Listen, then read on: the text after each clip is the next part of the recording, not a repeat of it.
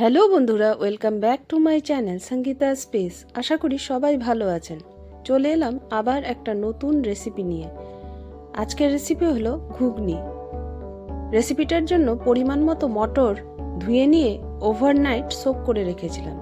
তারপর 5-6টা রসুন কোয়া দিয়ে ও কাঁচা লঙ্কা কুচি দিয়ে মটরটাকে 3টে সিটি দিয়ে প্রেসার কুকারে সেদ্ধ করে নিয়েছি। বন্ধুরা, সম্পূর্ণ ভিডিওটা দেখার অনুরোধ রইল। চলুন এবার রেসিপিটা শুরু করা যাক। পরিমাণ মতো সর্ষের তেল দিয়ে দিয়েছি।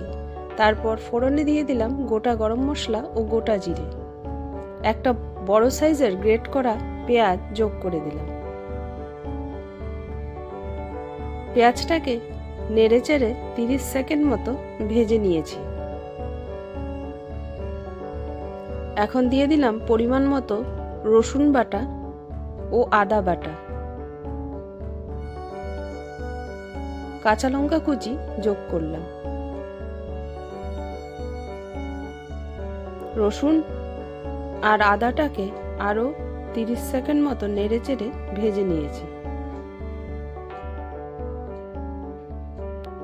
একটা মিডিয়াম সাইজের টমেটো গ্রেট করে দিয়ে দিলাম। ঝালের জন্য লঙ্কার গুঁড়ো দিয়ে দিলাম। রোজকার মশলা হলুদ গুঁড়ো, ধনে গুঁড়ো ও জিরের গুঁড়ো যোগ করলাম। স্বাদ মতো নুন দিয়ে দিলাম। সবকিছু নেড়েচেড়ে মিশিয়ে নিয়ে আরও 1 মিনিট মতো ভেজে নিয়েছি। এবার সেদ্ধ করে রাখা মটরটা দিয়ে দিলাম।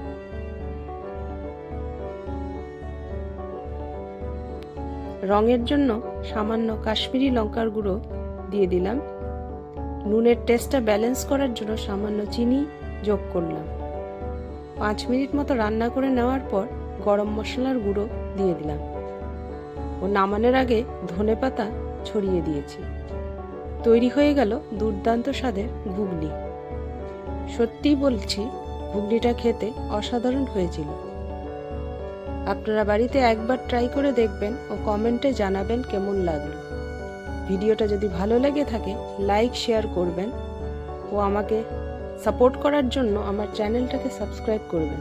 আজকে আসি, সবাই সুস্থ থাকবেন, সাবধানে থাকবেন। টাটা।